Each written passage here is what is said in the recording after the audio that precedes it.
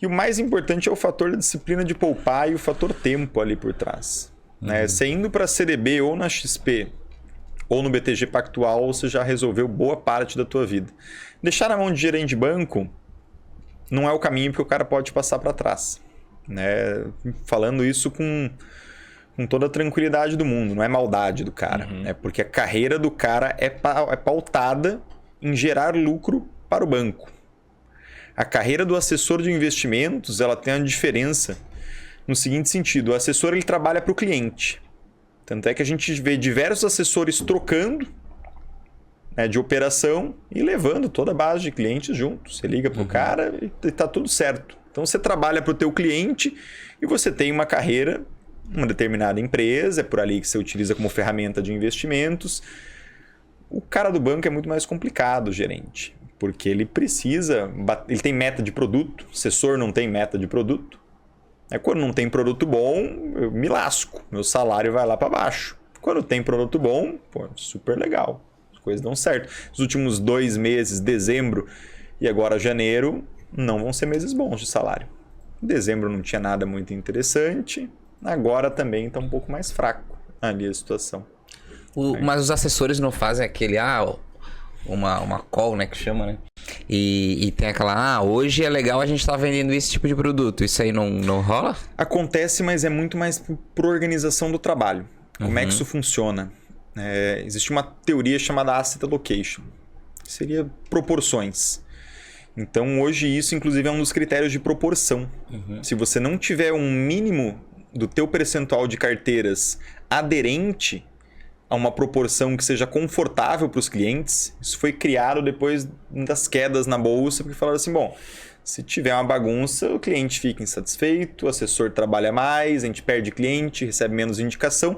Vamos criar padrões para quem é conservador, um padrão. E não é um padrão dos mesmos ativos, são faixas permitidas. Então a gente sabe que um cara conservador... Tá ali conservador no perfil, ele não deve ter mais do que 50% em ações. Não faz o menor sentido, tá tudo errado se for assim, sabe?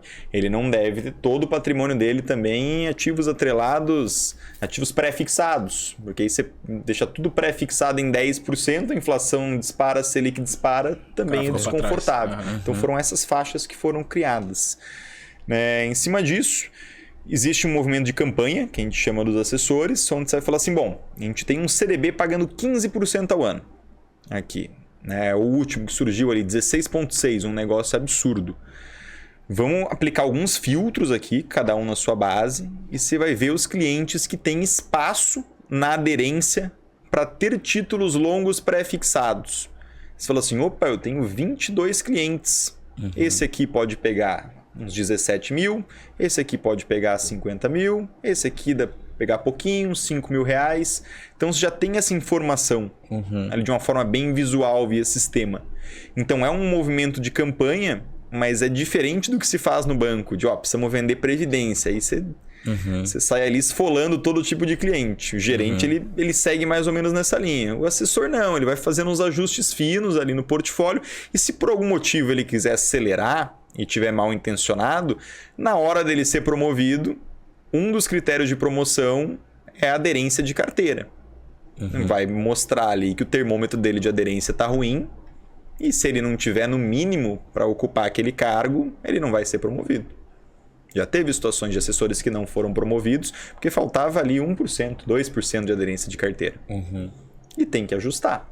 Sabe? Não tem jeito. Ajusta com novos clientes, que daí você monta a carteira certinho. Porque nem todo cliente ele vai querer estar aderente. Eu tenho um cliente, por exemplo, que ele é sofisticado. Ele tem todo o patrimônio em fundo imobiliário. É ele e a esposa. Esse cliente nunca vai ficar aderente, porque acho que o máximo que dá para ter em renda variável Brasil, mais 70%, fundo imobiliário, é 70%. Ele só quer fundo imobiliário. Eu falo para ele, vamos fazer caixa.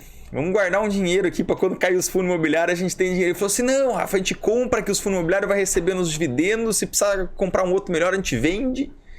Não tá nem aí. Ele quer ter tudo em fundo imobiliário. Ele entendeu que aquilo ali representa imóveis ou crédito atrelado a imóveis, se ele quer. Risco consciente. Risco consciente, exatamente. Nesses últimos 2 anos, ele está entre o 0 a 0, ali considerando os dividendos, a 4, 5% positivo, porque os fundos imobiliários foram mal. Então não é um resultado bom. Mas ele sabe que faça chuva ou faça sol, ele vai receber de 20 a 25 mil na conta dele e na conta da esposa. Que é o que ele quer. Ele não tá nem aí pro resto. Eu acho, Ele só quer saber disso. Assim, ele fala, meu, mas é uma frase super nada. importante. Eu acho que a própria pessoa entender qual que é o objetivo dela com aquela grana ali, né? Porque, pô, isso é uma coisa que eu sempre falo pros meus clientes também. Tem gente, eu amo fundo imobiliário. Eu falo, cara, nesse momento seria mais interessante tu crescer o teu patrimônio e vai pro fundo imobiliário quando for se aposentar. Ficar recebendo um aluguel lá todo mês, que daí foda-se. Ele já tá na fase da aposentadoria. Aí o que o cara vai querer mais? Só quer aquele salário ali no mês. Ele tá né? suavizaço, assim. Ele fala assim, Rafa, ele me mostra, ele fala, pô, tá caindo. 2 anos já só de pancada no Mas preço das cotas. Ele tá lá no bolso. Ele fala assim, pô, Rafa, mas eu vejo que tá caindo meus aluguéis aqui, né? Na verdade, então quer dizer que quando eu for comprar mais, eu vou pagar mais barato, né? Ou tô pensando errado? Não, é isso mesmo. No próximo aporte que você for fazer, você vai pagar um preço de cota mais barato do que nas últimas situações. Né? Isso veio acontecendo durante formas consecutivas, né? Ele gosta só de fundo imobiliário. Esse é um cara que não vai ficar aderente. Ele prejudica a minha promoção, por exemplo, nesse sentido. Mas é um negócio bem alinhado. Então existe uma tolerância ali, né?